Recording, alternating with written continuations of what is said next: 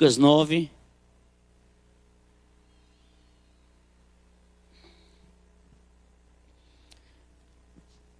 De 1 a 6, diz assim a palavra de Deus. Tendo Jesus convocado os 12, deu-lhes poder e autoridade sobre todos os demônios e para efetuarem curas. Também os enviou a pregar o reino de Deus e a curar os enfermos. E disse-lhe: nada leveis para o caminho, nem bordão, nem alforje, nem pão, nem dinheiro, nem deveis ter duas túnicas. Na casa em que entrardes, ali permanecei e dali saireis. E onde quer que não vos receberem, ao sairdes daquela cidade, sacudi o pó dos vossos pés, em testemunho contra eles. Então, saindo, percorriam todas as aldeias, anunciando o evangelho e efetuando curas por toda a parte. Na sua concepção, como está a obra do Senhor na terra? Como você, como servo de Deus, serva de Deus, cristão, na sua concepção, como está a obra de Deus? Segunda pergunta é: o que você tem feito para a expansão do reino de Deus aqui na terra? Qual tem sido a sua contribuição para a expansão do reino de Deus aqui na terra? O texto lido está falando exatamente da preocupação de Jesus com a expansão do seu reino aqui na terra. Entendendo que a sua missão não poderia parar, ele convoca os 12 para dar continuidade ao seu ministério, à sua visão, à sua missão de salvar os perdidos deste mundo pervertido, perverso, perdido. E é interessante observarmos que a igreja de Cristo, que sou eu e você, nós fazemos parte desse desafio. Nós fazemos parte deste chamado. Nós fazemos parte desta missão. Somos chamados para darmos continuidade ao ministério de Jesus aqui na terra e levar a palavra de cura, de salvação e de libertação aos perdidos. Olhando para esse texto traz algumas lições preciosas para as nossas vidas. E a primeira lição que eu aprendo nesse texto é que temos tudo o que precisamos para fazer a obra de Deus. Veja o texto comigo, queridos. Olha. Tendo Jesus convocado os 12, deu-lhe poder, autoridade sobre todos os demônios para efetuarem curas. A primeira lição é que temos tudo o que precisamos para fazer a obra de Deus aqui na terra. E por que não a fazemos? Temos tudo para darmos continuidade ao ministério de Jesus. E por que não damos? Temos a convocação, temos a credencial, o próprio Senhor nos chama. Além de sermos convocados, chamados, desafiados, nós somos enviados pelo Senhor. E percebemos, queridos, que mesmo assim, muitos de nós continuamos na inércia. Temos as credenciais, irmãos. Temos as credenciais para darmos continuidade ao ministério de Jesus. O que eu percebo é que nós, que nos denominamos cristãos, a igreja de Cristo, ela está muito relapsa na missão, na obrigação de cumprir o propósito pelo qual ela existe. O Senhor chamou a igreja, o Senhor salvou a igreja com o propósito de levar cura, libertação aos cativos. Não foi para ficar de braços cruzados. Pelo contrário, Deus convocou e salvou com um propósito de obediência.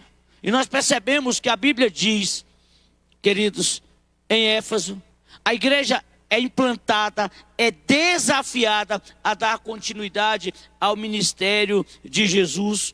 Quando nós olhamos o que o apóstolo Paulo fala à igreja em Éfeso, no capítulo 1, a partir do versículo 15, nós vamos entender que ele diz: por isso também eu tenho ouvido a fé que há entre vós no Senhor Jesus, e o amor para com todos os santos. Não cesso de dar graça por vós, fazendo menção de vós nas minhas orações, para que o Deus do nosso Senhor Jesus Cristo e Pai da glória vos conceda o espírito de sabedoria e revelação no pleno conhecimento dele, iluminado os olhos do vosso coração para saberes qual a esperança do seu chamamento, qual a riqueza da sua glória, a sua herança nos santos, o qual a suprema grandeza do seu poder para sermos, para com os que cremos, segundo a eficácia da força do seu poder, o qual exerceu ele em Cristo, ressuscitando-o dentre os mortos, fazendo assentar à direita e nos lugares celestiais, acima de todo principado e potestade e poder e domínio e todo nome que se possa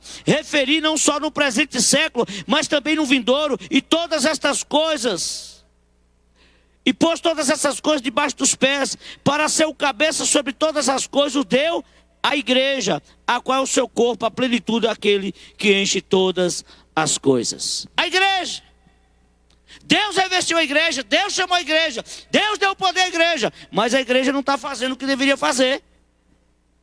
A igreja está sendo omissa. E quando eu falo igreja, eu estou falando de nós, seres humanos, que nos denominamos cristãos. Deus nos chamou, e esse texto nos ensina que tudo que precisamos para fazer a obra nós temos. E por que não a fazemos com eficácia? Porque somos lerdos, somos preguiçosos, estamos mais preocupados com as nossas coisas do que com o reino de Deus. Estamos mais preocupados na nossa casa, com a nossa casa, estamos mais preocupados com a nossa fazenda, com o nosso sítio, estamos mais preocupados com as coisas do que com pessoas, com as coisas nossas, do que com o reino de Deus. E a preocupação de Jesus aqui é dar continuidade ao seu ministério, por isso que ele chama os discípulos. Paulo dá graças a Deus pela igreja de Éfeso, porque a igreja compreendia o chamado e compreendia o propósito. Meus amados irmãos, eu e você somos essa igreja, ou pelo menos deveríamos ser. Quando ele chama os discípulos em Mateus 28, 18, ele diz o quê? Ele chama, envia e diz: olha, estou com vocês. Todo o poder foi dado a vocês, para expelir demônios, para pregar, levar a palavra de cura e de libertação às pessoas. E por que as pessoas não são libertas? Porque muitas vezes nós não somos libertos. Tudo que precisamos, nós temos. A igreja... Gilberto, o som tá bom? Tá normal? Ok. A igreja do Senhor deve ser nesses dias, irmãos, de pandemia, nesses dias maus, nesses dias cruéis, coluna e baluarte da verdade. E coluna, quando o apóstolo Paulo fala a Timóteo, no capítulo 3, 14 a 16 de 1 Timóteo, quando ele fala que a igreja é coluna e baluarte da verdade, ele está dizendo que a igreja é o sustentáculo deste mundo. É coluna, é alicerce. E quando em Mateus 5, o Senhor, no Sermão da Montanha, ele fala que a igreja, ela é o sal e luz. Coluna e baluarte, sustentáculo, sal e luz, evita a putrefação, evita a destruição. Esse é o papel da igreja. Nós temos tudo o que precisamos para realizar a obra de Deus. E por que não realizamos? É muito forte o que eu vou falar, mas eu falo sem nenhuma preocupação, porque está na Bíblia. Sabe por quê? Porque muitos que eram para ser bênção são malditos. Jeremias 48, 10, ele diz: maldito é todo aquele que faz a obra do Senhor relaxadamente. O problema é que muitas pessoas que eram para serem bênçãos são maldição, são malditos. Meus amados, está na hora da gente acordar em nome de Jesus. Amém? Segundo lugar, eu aprendo nesse texto. Primeiro, eu aprendo que nós temos tudo o que precisamos para fazer a obra de Deus. Segundo lugar, eu aprendo nesse texto que nós precisamos tirar todos os embaraços para fazer a obra de Deus. Versículo de número 3. E disse-lhe: nada leveis para o caminho, nem bordão, nem alforje, nem pão, nem dinheiro, nem deveis ter 2 túnicas. Precisamos tirar todos os embaraços para fazer a obra de Deus. Se temos o chamado, se temos as credenciais para pregarmos o reino de Deus, o que nós precisamos? Tirar o embaraço. E quando ele fala, nada leveis, ele não está falando sair de mãos vazias, mas é levar o necessário, o suficiente. Não levar muitas malas, não levar muitos apetrechos, apenas o necessário. Ele está dizendo que o que for preciso para a missão, e na missão ele vai providenciar. É isso que ele está falando para os discípulos. Não precisa levar os trecos de vocês. Um soldado de Cristo em missão, e na missão Cristo não vai desampará-lo, Cristo não vai abandoná-lo. É preciso que tenhamos essa consciência. Quando Ele nos manda, é preciso que tenhamos coragem e possamos ir e avançar para a glória de Deus. Só que o mínimo para algumas pessoas é um absurdo de coisas. Algumas coisas podem ser embaraço na vida dos cristãos. Sabe qual é? Uma delas, a vaidade. Os cristãos são vaidosos demais. A pessoa, se não fizer a unha, não vai para a igreja. Se não der escovinha no cabelo, não vai para a igreja. Se não tiver uma roupa nova, não vai para a igreja. Uai, nós vamos para um culto ou para um desfile de moda? Nós vamos estar indo para o evangelismo, adorar a Deus e pregar o evangelho? Ou nós vamos para concorrer quem está com a melhor roupa, com o melhor perfume, com o cabelo mais arrumado, com a unha mais bonita? Não, meus amados, não são os apetrechos que vai fazer a diferença na minha e na tua vida. É a unção de Deus. E a unção se conquista não é no salão. A unção não se conquista não é no cabelo. A unção se conquista é no joelho, é na oração, é na leitura da palavra. Nós precisamos acordar e tirar os embaraços que tem nos impedido de alavancar, de prosseguir, de dar continuidade ao ministério de Jesus. A vaidade de muitos, a vaidade nossa, muitas vezes. Nós precisamos entender, nós precisamos compreender e pedir a Deus para estar trazendo cura e libertação para o nosso coração. A vaidade. É preciso romper com tudo aquilo que impede a nossa caminhada com Jesus. A vaidade excessiva, bagagem excessiva, a desconfiança de que Deus não pode mantê-lo no trabalho, de que Deus não pode sustentá-lo, de que Deus não pode garantir, de que Deus não pode livrá-lo. A dúvida, isso são coisas que nós precisamos arrancar, são coisas que atrapalham a nossa caminhada com Deus. Nós precisamos nos desencilharmos das coisas deste mundo. Nós precisamos nos desencilharmos das coisas que muitas vezes, quando nós falamos que fomos convertidos, a gente traz com a gente como algo de estimação, mas a gente precisa pedir a Deus para nos libertar e arrancar de nós. Tem gente que vem do mundo, tem gente que lá no mundo é extremamente mesquinho, chega na igreja mesquinho. Tem gente que vem do mundo avarento, continua na igreja avarento. Tem gente que lá no mundo é mão de vaca, vem para a igreja, continua mão de vaca, murrinha. Tem gente que não nos dá uma oferta para o reino de Deus. Tem gente que não contribui no reino de Deus. Tem gente que o Deus lá do mundo é os bens materiais. Chega na igreja, continua sendo os bens materiais. Não consegue fazer nada no reino de Deus. É embaraço. Tem gente que lá fora, antes de conhecer a Cristo, são infiéis. Chega na igreja, continua infiéis ao Senhor. Não leva uma vida de fidelidade, de compromisso com o Senhor. Meus amados, uma das coisas mínimas que nós devemos fazer no reino de Deus,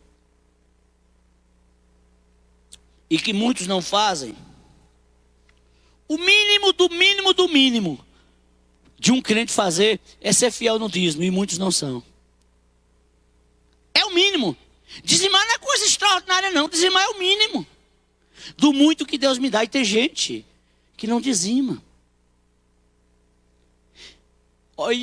Veja bem, irmãos, algumas pessoas estão aqui na igreja. Olha o tamanho da cara de pau que muitos cristãos têm. A cara de pau. A cara mais deslavada.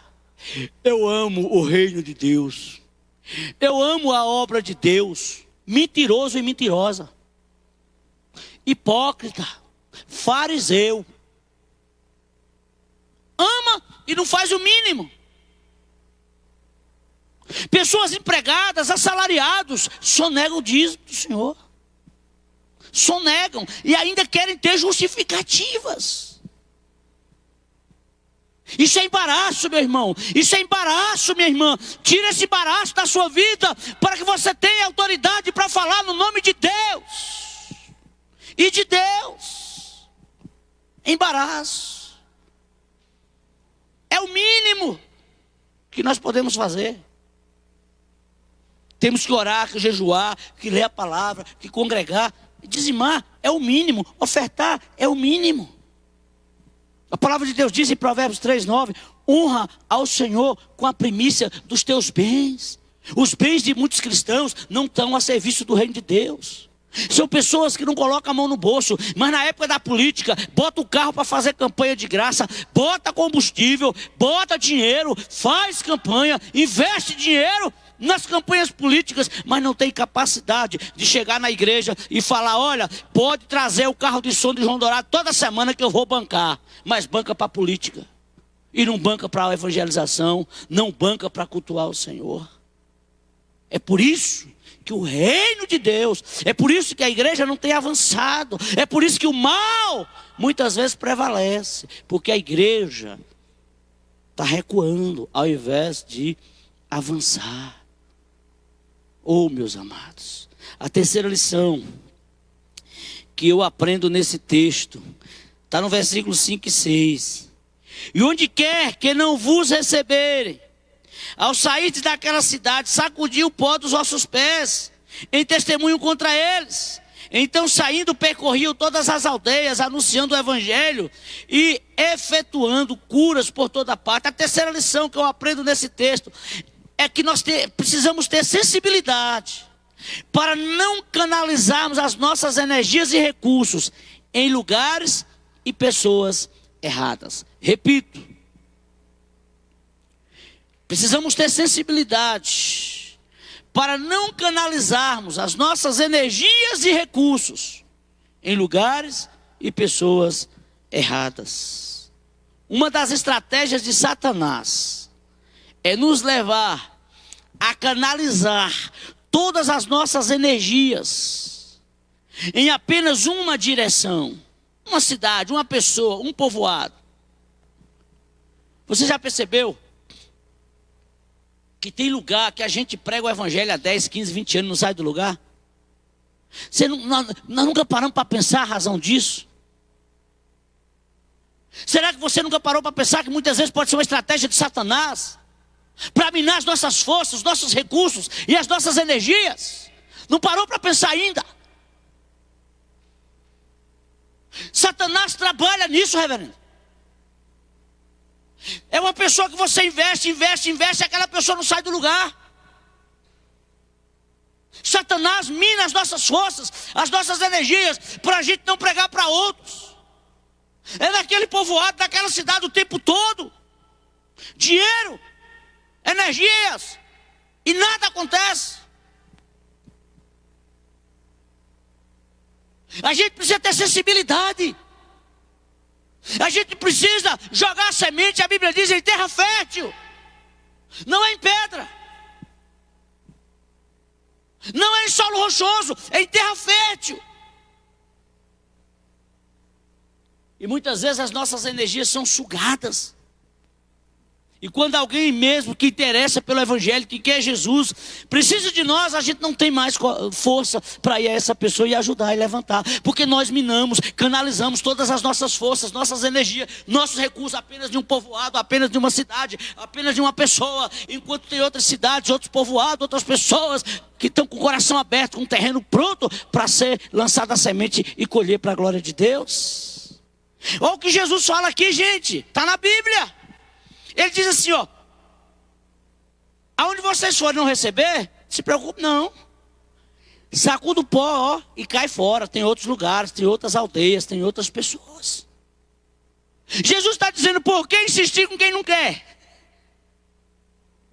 Por que gastar tempo com quem não quer? Por que investir recursos com quem não quer? Sacode o pó e cai fora. Está no texto, eu não estou inventando nada. Tem textos que a gente lê na Bíblia e passa por cima. Ele está dizendo: sacudir o pó dos vossos pés. Sacudir. E era assim que os discípulos faziam. Chegava lá, não queria não, ó. Sacudia e caía fora. Vocês estão nas mãos do Senhor. Para salvação ou para condenação. É vocês e Deus aí agora. A nossa parte nós já fizemos. E ó, partia para outro. Partia para outro. Oh, algumas pessoas só querem sugar. Algumas cidades só querem sugar.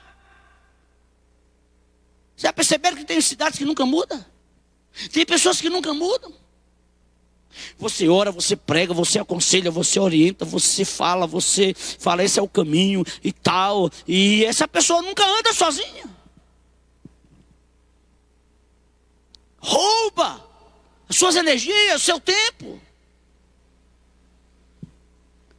Aí quando você pensa que as coisas estão engrenando, que vai começar, o que é que acontece? Volta a estaca zero. Aí começa tudo de novo. Tudo de novo.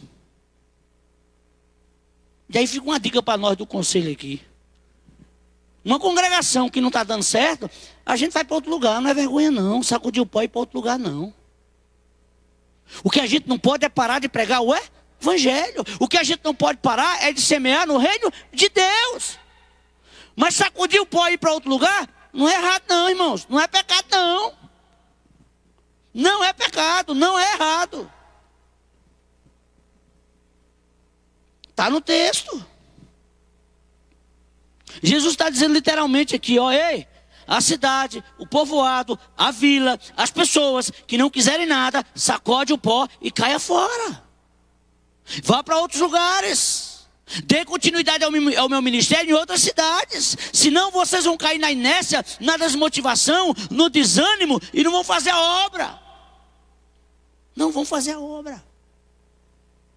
Vão ficar sem força para dar continuidade. Então, cai fora. Saiam para outras cidades. Saiam para... Olha o que o texto está dizendo. Então, saindo, percorriam todas as aldeias, anunciando o evangelho e efetuando curas por toda parte. Está na Bíblia. Lapão não quer? Vamos para outra. Tanquinho não quer? Vamos para outro povoado. Patos não quer? Vamos para outro povoado. Canarana não quer? Vamos para outro povoado. A região é grande, o Brasil é grande. Reino de Deus não só é Bahia, Reino de Deus é fora da Bahia. A gente pode investir em missões fora.